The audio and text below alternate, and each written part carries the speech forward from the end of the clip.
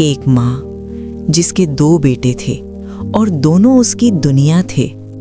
दोस्तों, क्या आपने कभी सोचा है कि जब अपने ही अपनों से दूर हो जाते हैं तो माँ का दिल कितना टूट जाता है।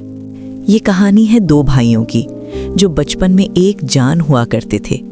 गांव की मिट्टी में खेलना, एक ही चादर में सोना और हर छोटी खुशी एक साथ जीना।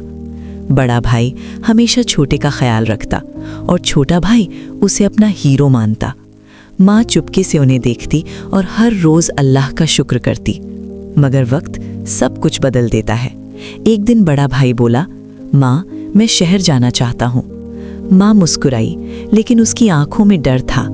छोटा भाई चुप था, उसकी आंखों में सिर्फ एक सवाल था, अब मैं अकेला कैसे रहूँगा। उस दिन जब बड़ा भाई जा रहा था, छोटा भाई चुप खड़ा था, ना रो रहा था ना कुछ कह रहा था, बस उसकी आंखों में एक गहरी खामोशी थी।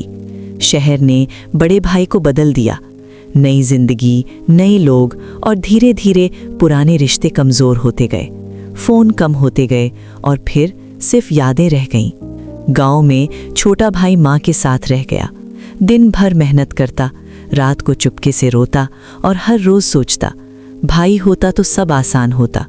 माँ दोनों के बीच फंसी हुई थी, एक तरफ दूर बेटा, दूसरी तरफ टूटता हुआ बेटा।